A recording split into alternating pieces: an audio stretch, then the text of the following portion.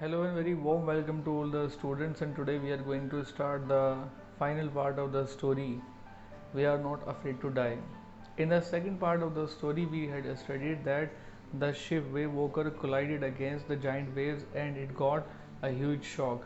Everything was in chaos and water was everywhere. And the captain of the ship, means the writer of this chapter who is narrating this experience, was in a great shock because he was convinced that the approaching death will come to him, but somehow he gathered his courage and he started to do some serious repairs in the ship because the ship was badly hurt due to the giant waves. And he tried to do some uh, little repairs to get out of the problem, but that was not enough.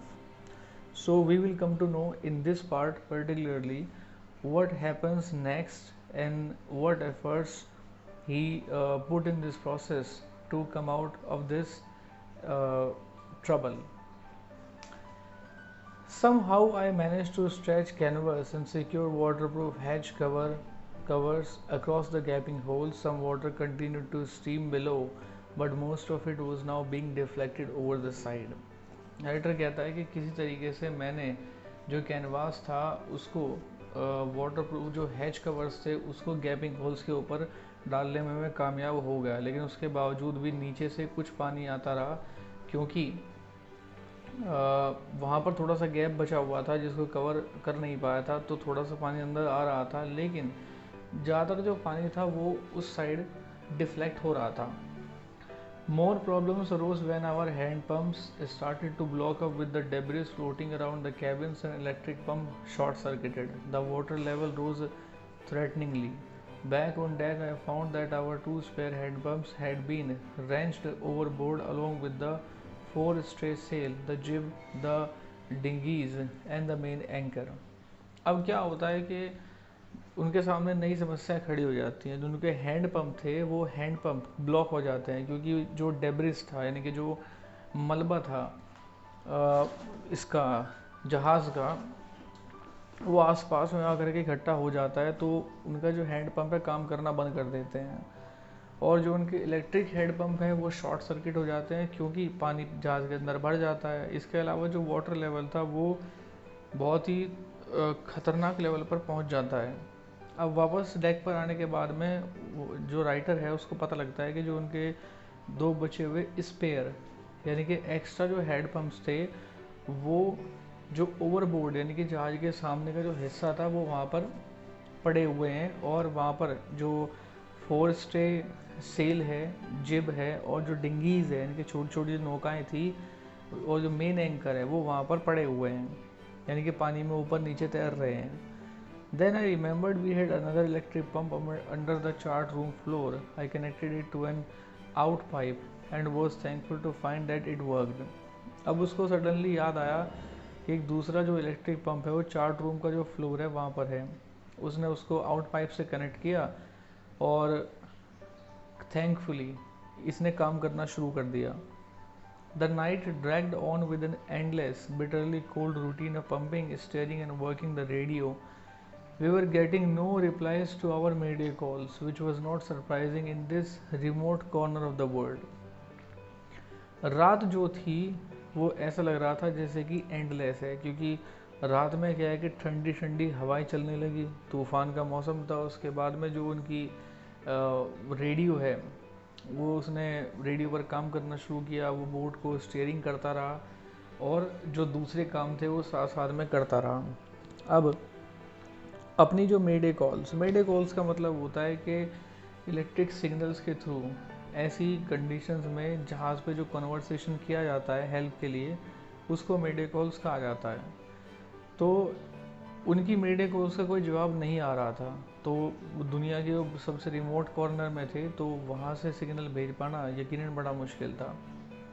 Sue's head had swollen alarmingly. She had two enormous black eyes and now she showed us a deep cut on her arm. When I asked Why she hadn't made more of her injuries before this, she replied, I didn't want to worry you when you were trying to save us all. अब क्या होता है कि स्यू का जो sir था वो बड़े ख़तरनाक तरीके से सूज जाता है। उसके बाद में उसकी जो आंखें हैं वो काली पड़ जाती हैं और एक डीप कट उसके हाथ में आ जाता है जो उसने बाद में दिखाया। जब मैंने उससे पूछा कि उसको इतनी चोट आई है तो उसने इसका जिक्र क्यों नहीं किया, तो उसने उसका जवाब दिया कि मैं आपको चिंतित नहीं करना चाहती थी क्योंकि आप हम सबको बचाने में लगे हुए थे। By morning on January 3, the pumps had the water level sufficiently under control for us to take 2 hours rest in rotation. अब 3 जनवरी की सुबह पंपिंग की वजह से वाटर लेवल अंडर कंट्रोल आ गया था और ये हम सब के लिए थोड़ा रात की बात थी क्योंकि अब हम लोग रोटेशन में 2-2 घंटे का रेस्ट ले सकते थे। But we still had a tremendous leak somewhere below the water line and on checking I found that nearly all the boat's main rib frames were smashed down to the keel. In fact, there was nothing holding up a whole section of the starboard hull except a few cupboard partitions.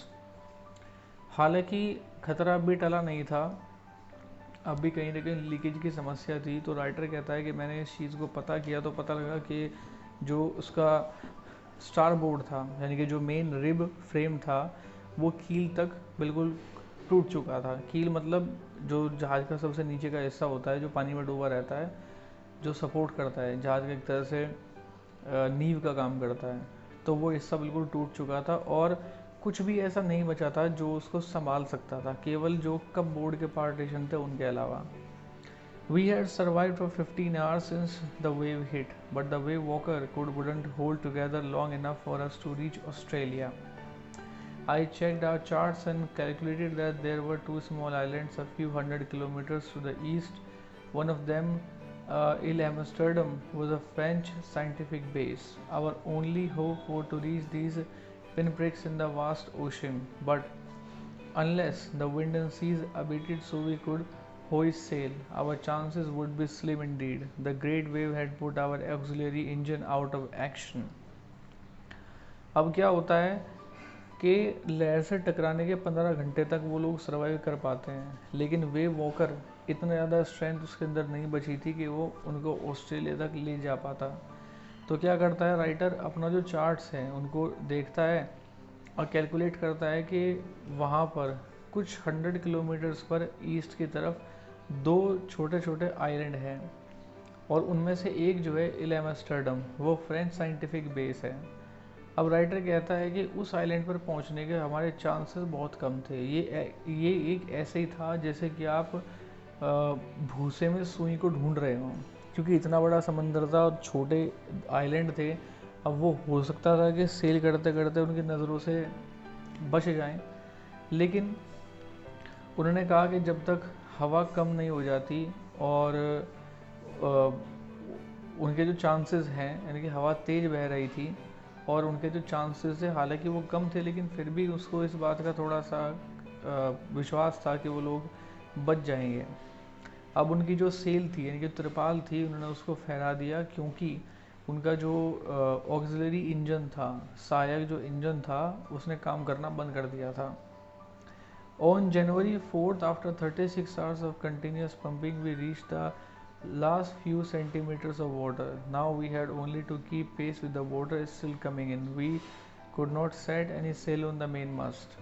Pressure on the rigging would simply pull the damaged section of the hull apart. So we hoisted the storm jib and headed for where I thought the 2 islands were. Mary found some corned beef and cracker biscuits, and we ate our first meal in almost 2 days. जनवरी 4 को 36 घंटे pumping करने के बाद continuously केवल कुछ centimetre पानी अब जहाज़ के अंदर बच गया था और अब भी हमने पानी का जो आना जाना है उसके साथ में अपनी जो रफ्तार है बना रखी थी। लेकिन वो कहता है कि जो मेन मस्त था उस पर हम अपने सेल को यानी कि जो तिरपाल थी उसको फहरा ही नहीं सकते थे, क्योंकि रिंगिंग पर अगर प्रेशर पड़ेगा तो ये सिंपली उस हल के पार्ट को डैमेज कर देगा। तो इसलिए इन्होंने क्या किया कि जो स्टॉर्म जिप थी उसको इन्होंने फहराया और जिस जगह को इन्होंने सोचा हुआ था वो उस जगह की तरफ ये लोग चल पड़े। अब मैरी उनके लिए कॉर्न बीफ और क्रैकर बिस्किट्स लेके आई और ये लगभग 2 दिन में पहली बार इन्होंने खाया था। But our respite was short-lived. At 4 p.m., black clouds began building up behind us. Within the hour, the wind was back to 40 knots and the seas were getting higher. The weather continued to deteriorate throughout the night, and by dawn on January 5th, our situation was again desperate. क्या होता है कि उनकी जो रात थी वो short lived थी। 4 बजे के आसपास जो ब्लैक क्लाउड्स थे वो दोबारा बनने शुरू हो गए उनके पीछे, और 1 घंटे के अंदर जो हवा थी वो 40 नॉट की रफ्तार तक पहुंच गई, और समंदर था अब वो सागर जो था अब वो लगभग वो उनको और इनॉर्मस दिखने लगा। अब जो वेदर था उसके अंदर थोड़ी सी कमी आनी शुरू हो गई रात में, और जनवरी 5 की सुबह तक जो उनकी सिचुएशन थी वो दोबारा निराशाजनक हो गई थी। When I went in to comfort the children, John asked, "Daddy, are we going to die?" I tried to assure him that we could make it. "But Daddy," he went on, "we aren't afraid of dying if we all be together. You and Mummy, you and I." उसके बाद में क्या होता है कि writer जब अपने बच्चों के पास जाता है उनसे बात करने के, तो उसका बेटा उससे पूछता है कि डैडी क्या हम मरने जा रहे हैं। तो राइटर कहता है कि मैंने कोशिश की कि उसको मैं यकीन दिला सकूँ कि हम इससे बाहर निकल सकते हैं, लेकिन डैडी वो बोलता रहा कि जब तक आप, मम्मी, मैं और उसी साथ है तो हम नहीं डर सकते, मरने से नहीं डरते। I could find no words with which to response, but I felt the children's cabin determined to fight the sea with everything I had. To protect the weakened starboard side, I decided to heave to, with the undamaged port hull facing the oncoming waves, using an improvised sea anchor of heavy nylon rope and 222-liter plastic barrels of paraffin. अब क्या होता है कि ये बात सुनकर के वो उस बात का कोई जवाब नहीं दे पाया, लेकिन अपने बच्चों को कैबिन में छोड़कर अब वो डिटरमिन हो चुका था कि उसे समंदर से लड़ना है और जो भी उसके पास है वो अपनी बेहतर कोशिश करेगा। तो जो स्टार बोर्ड की साइड कमज़ोर पड़ चुकी थी उसको प्रोटेक्ट करने के लिए उसने डिसाइड किया कि जो अनडैमेज पोर्ट हल है जो वेव्स की तरफ है जहाँ से लहरें आ रही हैं, और जो इम्प्रोवाइज्ड यानी कि जो काम चलाओ जो सी एंकर है जो हैवी नायलॉन रॉप का बना हुआ है और जो 22 लीटर प्लास्टिक बैरल हैं पैराफिन के, वो उनका इस्तेमाल करेगा इसको प्रोटेक्ट करने के लिए। उस इवनिंग क्या हुआ कि Mary and I sat together holding hands as the motion of the ship brought more and more water in through the broken planks. अब वो दोनों हाथ में हाथ डाले बैठे हुए थे जैसे ही कि ज़्यादा से ज़्यादा पानी लकड़ी के तख्तों के थ्रू अंदर आ रहा था। We both felt the end was very near. दोनों को महसूस हुआ कि ये अंत आ गया है। But Wavewalker rode out the storm, and by the morning of January 6th, with the wind easing, I tried to get a reading on the sextant. Back in the chart room, I worked on wind speeds. अब क्या हुआ कि wave walker इस तूफान से तो निकल गया और 6 जनवरी को जो हवा थी वो थोड़ी सी नरम पड़ गई। जो उसका नक्शे वगैरह जो थे, इंस्ट्रूमेंट वगैरह थे, उनको उसने रीड करने की कोशिश की और दोबारा वो चार्ट रूम में गया। हवा की स्पीड पर उसने दोबारा गौर किया।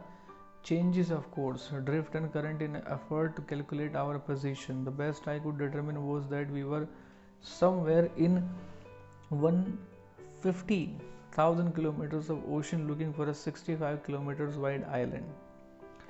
सब चीज़ उसने कैलकुलेट की तो उसने ये निश्चित किया कि 150,000 किलोमीटर लंबे ओशन में हम केवल 65 किलोमीटर का लंबा जो आइलैंड है उसको ढूंढ रहे हैं।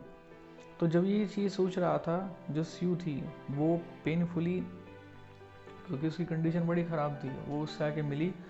The left side of her head was now very swollen and her blackened eye narrowed to slits. She gave me a card she had made. उसका जो हिस्सा था वो साइड का जहाँ चोट लगी थी वो सूज गया था और जो उसकी आंखें थी लगभग वो एकदम स्लिट हो रही थी। उसने उसको एक कार्ड दिया जो उसने बनाया था। On the front she had drawn caricatures of Mary and me with the words here are some funny people, did they make you laugh? I laughed a lot as well. Inside was a message, oh, how I love you both. So, this card is to say thank you and let us hope for the best. Somehow we had to make it. Card पर उनके caricatures को बनाया गया था और उसमें लिखा गया था कि यहाँ कुछ फ़नी पीपल हैं, आपको देखकर शायद उनको हंसी आई होगी, मुझे तो बहुत हंसी आई। उसने कहा कि मैं इन दोनों से बहुत ज़्यादा प्यार करती हूँ और ये कार्ड थैंक यू कहने के लिए है और let us hope for the best, और किसी तरह हमें इस चीज़ से निकलना था। I checked and re checked my calculations. We had lost our main compass and I was using a spare which had not been corrected for magnetic variation. I made an allowance for this and another estimate of the influence of the westerly currents which flow through this part of the Indian Ocean. अब वो कहता है कि मैंने अपनी calculations को बार बार मैं recheck कर रहा था। मेरा जो मेन कंपास था वो खो गया था। अब जो मेरे पास स्पेयर में जो कंपास पड़ा हुआ था उसको मैं इस्तेमाल कर रहा था, लेकिन ये करेक्ट नहीं था क्योंकि यहाँ पर मैग्नेटिक वेरिएंस था। तो वो कहता है कि मैंने इस बात को मान लिया कि जो अनदर एस्टिमेट है, जो अंदाज़ा उसने लगाया था कि जो दक्षिण पश्चिमी जो लहरें आती हैं जो इस पार्ट में बहती हैं इंडियन ओशन के, उससे उनकी गति से उसने थोड़ा सा अंदाज़ा लगाया। लगभग 2 बजे के आसपास वो डेक पर वापस गया। उसने लैरी से पूछा कि जहाज़ को 185 डिग्रीज़ को घुमा दो, अगर हम लकी हैं। मैंने उसको बताया विद अ कन्विक्शन, जो कि मुझे महसूस हो नहीं रहा था, कि हम आइलैंड को 5 बजे तक पहुंच जाएंगे। Then with a heavy heart I went below, climbed on my bunk and amazingly dozed off. When I woke up it was 6 p.m. and growing dark. I knew we must have missed the island and with the sail we had left we couldn't hope to beat back into the westerly winds. अब क्या होता है कि बहुत भारी मन से मैं नीचे गया और अपना जो बंक था उसमें मैं जा कर के लेट गया। अब मैं अचानक से मुझे नींद आ गई। मेरी आँख शाम को 6 बजे खुली जब अंधेरा हो रहा था। अब मुझे इस बात का पक्का यकीन था कि हमने वो आइलैंड मिस कर दिया होगा, क्योंकि अब हम उससे काफ़ी आगे निकल चुके थे, ऐसा मुझे लग रहा था। और अब मुझे बिल्कुल उम्मीद नहीं बची थी कि ये जो वेस्टर्नली विंड्स हैं, यानी कि पश्चिमी जो हवा है, इसको बीट करते हम वापस उल्टी दिशा में जा सकते हैं। At that moment a tousled head appeared by my bunk. Can I have a hug? Jonathan asked. She was right behind him. एक यानी कि उसके बच्चे जो है वापस उसके पास में आए और उन सब की आपस में मुलाकात हुई। बेटे ने बाप को हक कर लिया। स्यू भी साथ में खड़ी थी और वो पूछता है कि why am getting a hug now? Because you are the best daddy in the whole world and the best captain. Not dead today John, I am afraid. Why you must be, said Sue in a matter-of-fact voice. You found the island. What? It's out there in front of us, they chorused, as big as a battleship. I rushed on deck and gazed with relief at the stark outline of Amsterdam.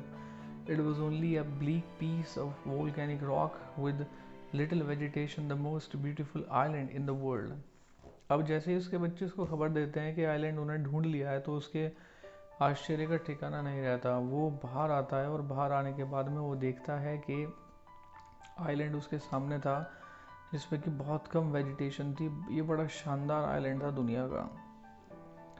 We anchored offshore for the night and the next morning all 28 inhabitants of the island cheered as they helped us ashore. With land under my feet again, my thoughts were full of Larry and Herbie, cheerful and optimistic under the direst stress, and of Mary, who stayed at the wheel for all those crucial hours.